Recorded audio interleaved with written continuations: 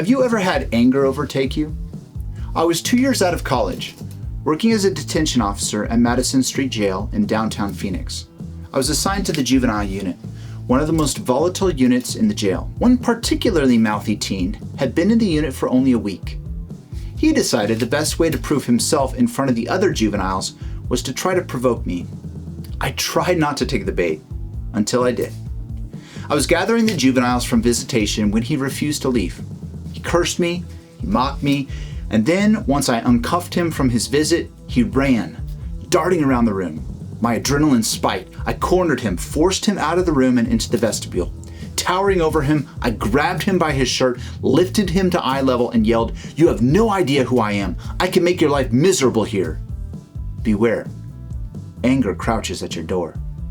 My name is John Beeson. Welcome to the Beehive. Our last post considered the danger of passivity, but it takes only one more chapter in the biblical narrative to encounter passivity's counterpart, anger. Because of their sin, God mercifully removed Adam and Eve from the garden, lest they take also of the tree of life and eat and live forever, and remain eternally trapped in their damned state. Adam and Eve had 2 sons. Now Adam knew Eve his wife, and she conceived and bore Cain, saying, "I have gotten a man with the help of the Lord." And again, she bore his brother Abel. Now Abel was the keeper of the sheep, and Cain a worker of the ground. In the course of time, Cain brought to the Lord an offering of the fruit of the ground. And Abel also brought of the firstborn of his flock and of their fat portions. And the Lord had regard for Abel and his offering, but for Cain and his offering he had no regard. So Cain was very angry, and his face fell. There are many details in the story we are not given.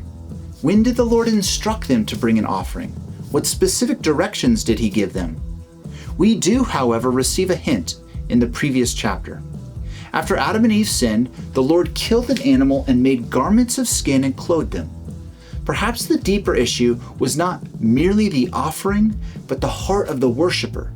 After all, Genesis highlights the person and the offering together. Abel and his offering, Cain and his offering. The New Testament seems to confirm that Abel's faith was the distinguishing factor rather than his unsuitable sacrifice. By faith, Abel offered to God a more acceptable sacrifice than Cain, the author of Hebrews says, through which he was commended as righteous, God commending him by accepting his gifts. And through his faith, though he died, he still speaks. But perhaps the most significant detail in Genesis 4 is Cain's response to God's displeasure. Cain does not cry out to God. He does not ask what God desires. He does not humble himself, repent, and seek restoration. Instead, Cain becomes angry. His face falls. A fallen face is a face turned downward and inward. It is the posture of self-focus, the injustice I have endured, the disrespect I have received, the rightness of my own actions, the unfairness of God's response. Cain doesn't reach out to God, but God reaches out to Cain. In mercy, God confronts him, warns him, and offers a way back. The Lord said to Cain, "Why are you angry? And why has your face fallen? If you do well, will you not be accepted? And if you do not do well, sin is crouching at the door. Its desire is for you, and you must rule over it." God knows Cain's heart. John also tells us that Cain's actions flowed from a wicked heart. We should not be like Cain, he says, who was of the evil one and murdered his brother. And why did he murder him? Because his own deeds were evil and his brother's righteous. God warns Cain that his soul is in peril. He invites Cain to repent and trust him and fight the beast of anger crouching at his heart's door. The image is vivid and terrifying. Sin is not passive or harmless. It is not merely out there. It crouches like a predator, waiting to pounce. Note that God does not tell Cain to suppress his anger, but to master it, to rule over it. Sin doesn't charge at Cain in the open. It lurks. It lures him in. Just like the serpent, it invites Cain to agree with it.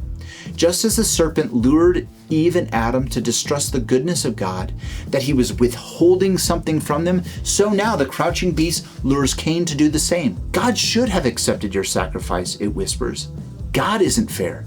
You can't trust him. This is important. Anger is not merely losing your temper. At its root, sinful anger is the belief that the world owes me what I want, and I'll take it if I have to. Anger refuses to trust God as judge, and instead places oneself on the throne as judge, jury, and executioner. Anger must be dealt with quickly and righteously, because unresolved anger gives the devil a foothold. It opens the door to bitterness, contempt, vengeance, harsh words, broken relationships, and spiritual blindness. James exposes the root of sin. But each person is tempted when he is lured and enticed by his own desire.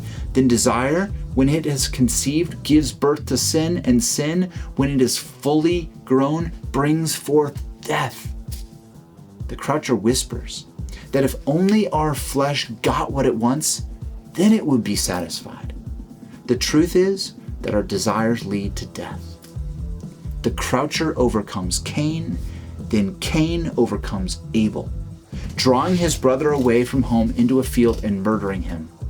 Cain spoke to Abel, his brother, and when they were in the field, Cain rose up against his brother Abel and killed him. Anger and passivity are threats to every person, but they may be particular threats to men. The first man's great sin was passivity. The second man's great sin was anger.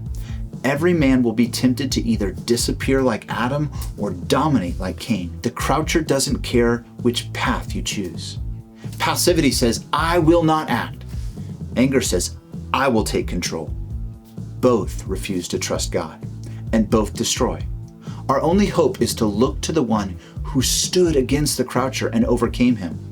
Jesus, the new and better Adam, embodied the courage Adam lacked and the meekness Cain lacked. Jesus did not disappear in passivity, and he did not dominate in sinful anger. He trusted his Father perfectly. Jesus taught, "Blessed are the meek, for they shall inherit the earth." In the face of ultimate injustice, Jesus did not rage, retaliate, or grasp for control. Instead, he humbled himself by becoming obedient to the point of death, even death on a cross. Jesus could submit to the injustice of the cross because he trusted the perfect justice of the Father. Meekness is not weakness. Meekness is power under control. It is gentle and patient, strong and unoffendable. So how could I have handled the jeers of the juvenile inmate differently? By releasing him to Jesus. By seeing him as Jesus sees him, by praying for him, by remembering that my authority was not given to me for intimidation, but for protection and order, by trusting Jesus as the just judge who would one day vindicate me, by refusing to let the croucher rule me. Beware, the anger crouching at your door. It wants you. It wants your heart, your words, your relationships, your witness, and your worship. But Christ is stronger than the croucher. So trust the one who stands at the right hand of the Father, not the one who crouches at your door.